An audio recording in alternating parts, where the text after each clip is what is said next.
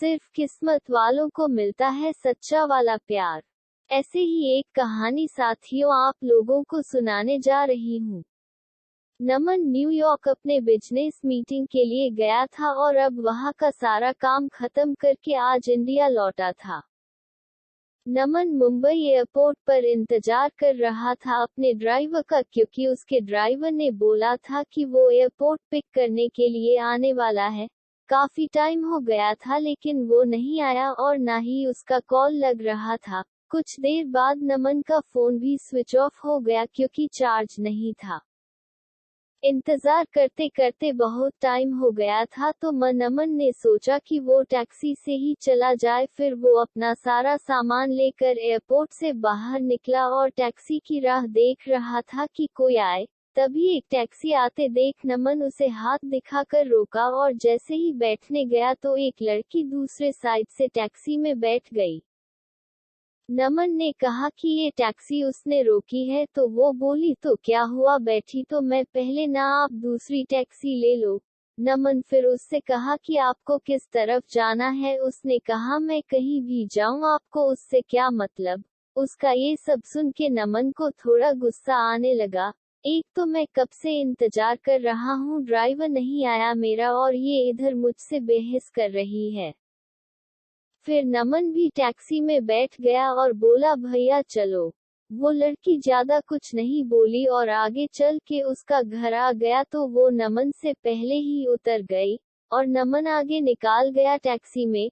फिर जब नमन को प्यास लगा तो वो पानी पीने के लिए पीछे वाले सीट से पानी की बोतल लेने गया तो देखा उधर एक छोटा सा हैंड पर्स था जिसमें एक पैन कार्ड, आधार कार्ड और एक छोटी सी डायरी थी।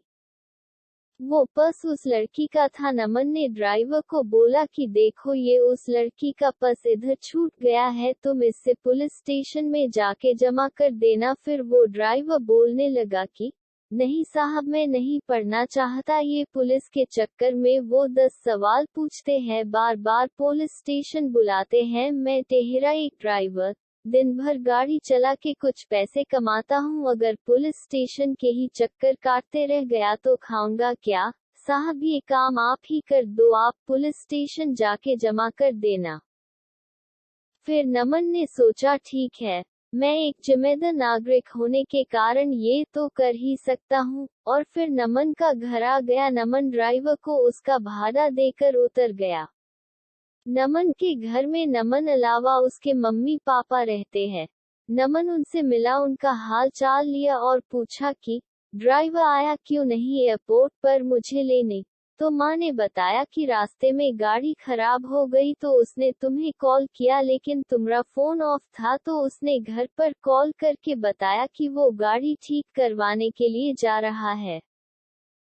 नमन ने कहा ठीक है और अपने कमरे में चला गया आराम करने।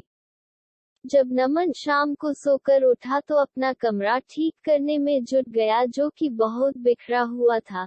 तभी नमन को वो उस लड़की का पर्स दिखा जो उससे गाड़ी में मिला था।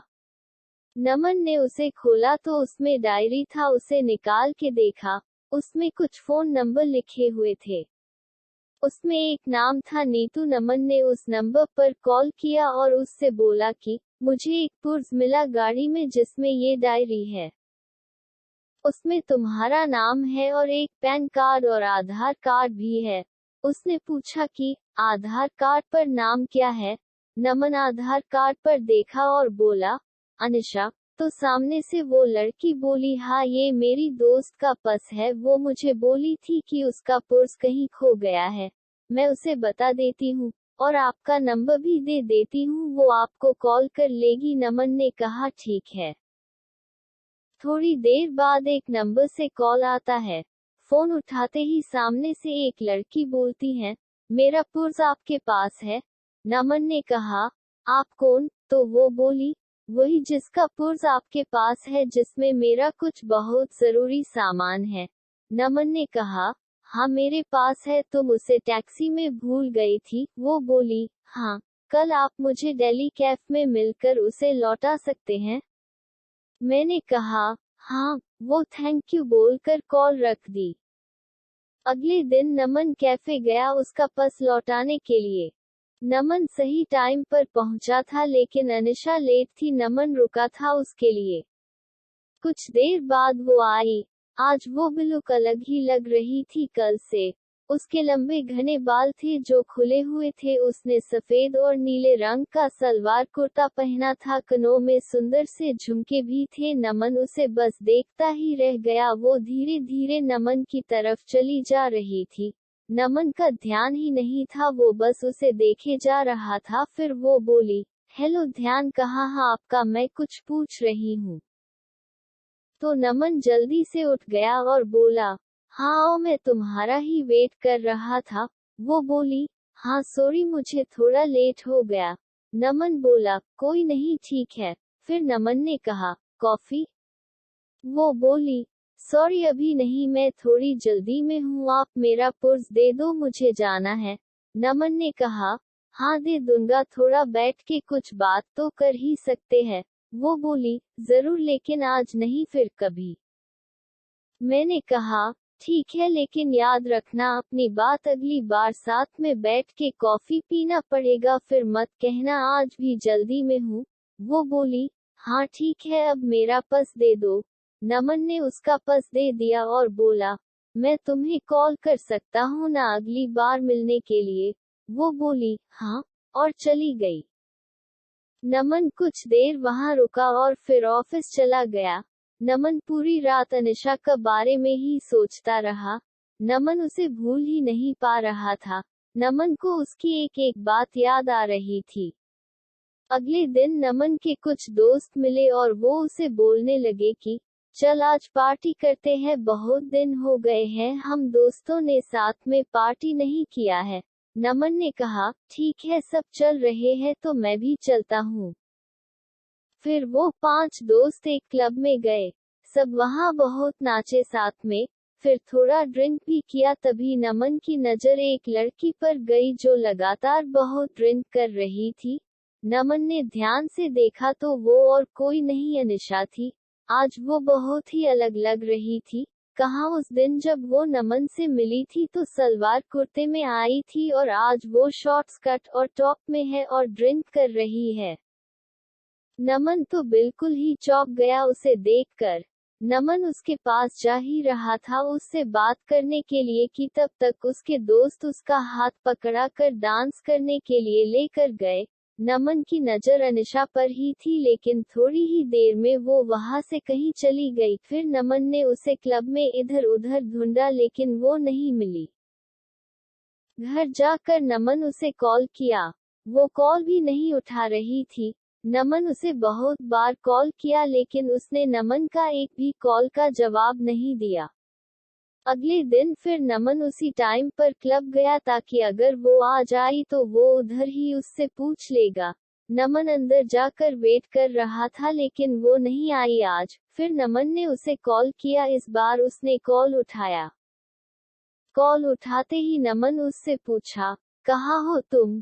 वो बोली, क्यों, क्या हुआ? मैंने उससे बोला कि कल मैंने तुम्हें क्लब में देखा था, तुम हद से ज्यादा ड्रिंक कर रही थी। क्या हुआ है?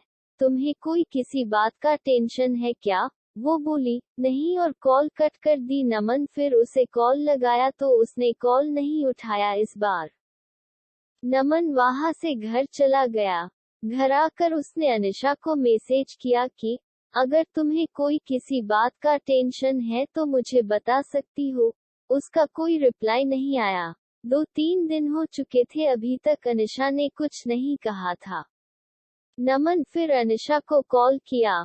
उसने कॉल उठाया। नमन ने बड़े आराम से बोला कि तुमने कुछ रिप्लाई नहीं दिया मेरे मैसेज का। वो चुप ही थी।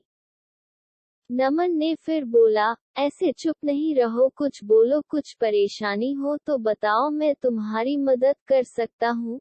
फिर नमन ने कहा, अच्छा चलो कल उसी कैफे में मिलो, तुम्हारा काफी बाकी है एक मुझ पे। वो, हाँ ठीक है, बोलकर कॉल रख दी। नमन बड़ी बेचैनी से कल का इंतजार कर रहा था। अगले दिन वो सुबह सुबह उठा, अच्छे से तैयार होकर अनिशा से मिलने के लिए निकला। आज नमन खुद टाइम से पहले आकर इंतजार कर रहा था।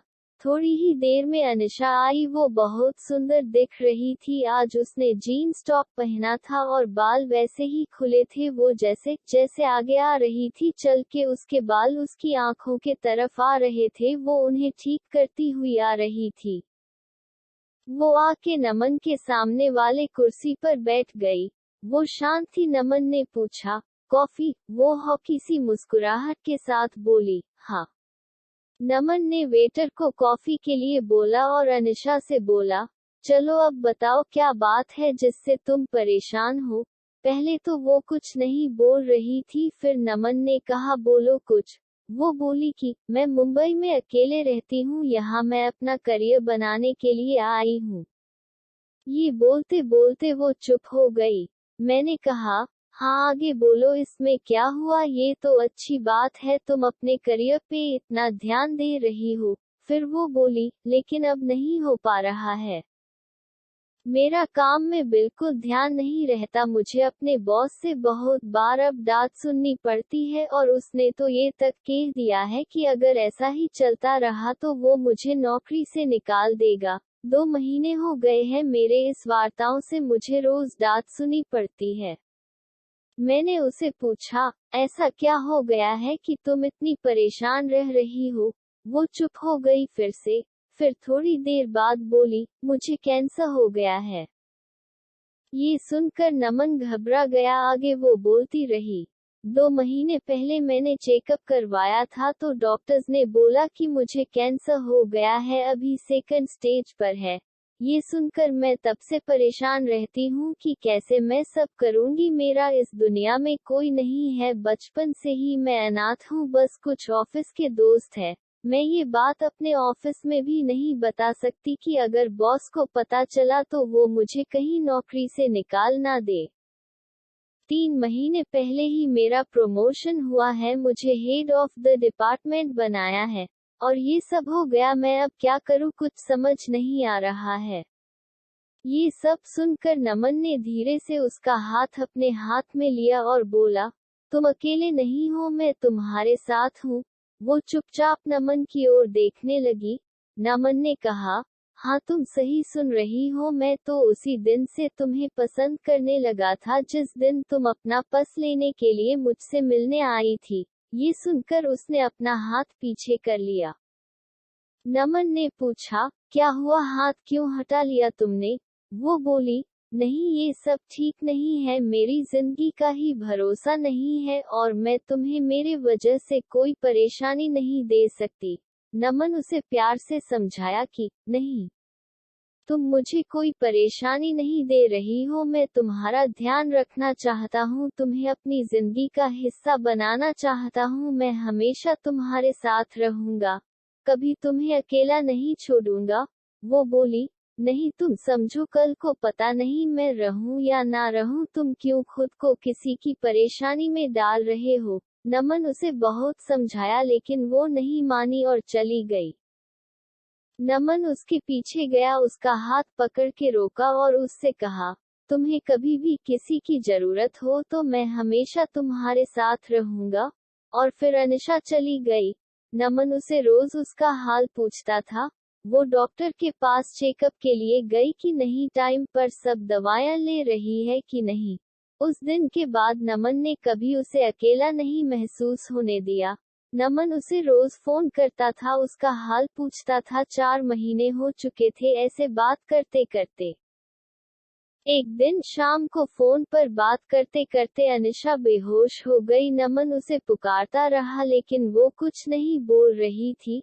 नमन तुरंत उसके घर जाने के लिए निकल गया। उधर पहुंचा तो देखा कि अनिशा के घर पर कोई नहीं था। फिर उसके पड़ोसियों से पूछा तो पता चला वो उसे हॉस्पिटल लेकर गए हैं। मैं तुरंत हॉस्पिटल पहुंचा, इंक्वायरी डेस्क पर उसके बारे में पता किया और उसके रूम की तरफ गया। वह 2-3 लोग खड़े थे जो अनिशा को हॉस्पिटल लेकर आए थे। नमन उनसे पूछा कि क्या हुआ अनिशा को, तो वो बोले कि अनिशा अपने घर में बेहोश हो के गिर गई थी। वो तो उसके घर का दरवाजा थोड़ा खुला था तो एक बच्चे को बॉल खेलते खेलते उसके घर में चला गई तो हमने जाकर देखा ये बेहोश पड़ी थी। अनिशा अकेले रहती है ये, तो हम उससे हॉस्पिटल लेकर आए। तभी आईसीयू से एक डॉक्टर बाहर आए और बोले अनिशा की हालत खराब है, हमें उसका ऑपरेशन करना पड़ेगा। नमन ने पूछा ऑपरेशन के बाद अनिशा बिल्कुल ठीक हो जाएगी ना? डॉक्टर ने कहा अभी कुछ बोल नहीं सकते। नमन ने कहा डॉक्टर आप ऑपरेशन की तैयारी कर लीजिए और पैसे की कोई फिक्र ना करे। ये सुनकर डॉक्टर चले गए। पूरे 5 घंटे बाद ऑपरेशन रूम से डॉक्टर बाहर आए। नमन जल्दी से डॉक्टर के पास गया और पूछा, अनिशा कैसी है? डॉक्टर ने कहा, ऑपरेशन सक्सेसफुल हुआ, घबराने की बात नहीं है कुछ। नमन के जान में जान आई। उसने पूछा, क्या मैं अनिशा से मिल सकता हूँ? डॉक्टर ने कहा, अभी नहीं, कुछ देर बाद। नमन ने कहा, ठीक है। फिर नमन बाद में अनिशा से मिला। वो नमन को देखकर रोने लगी। नमन उसके पास बैठा था। उसने कहा कि, बोला था मैं हमेशा तुम्हारे साथ रहूंगा। ये सुनकर अनिशा और रोने लगी। नमन उसे चुप कराए और कहा, अभी अभी तुम्हारा ऑपरेशन हुआ है, ऐसे में तुम्हें रोना नहीं चाहिए। हम दोनों बहुत देर तक एक दूसरे का हाथ पकड़ा कर बैठे थे। फिर वो दोनों घर आए। नमन उसका बहुत ध्यान रखता था। नमन ने अनिशा के बारे में अपने घर वालों को बता दिया था, तो अब वो अनिशा के साथ ही रहता था, उसका ध्यान रखता था। जब अनिशा पूरी तरह से ठीक हो गई, तब दोनों ने शादी कर ली और हमेशा के लिए दोनों एक साथ हो गए।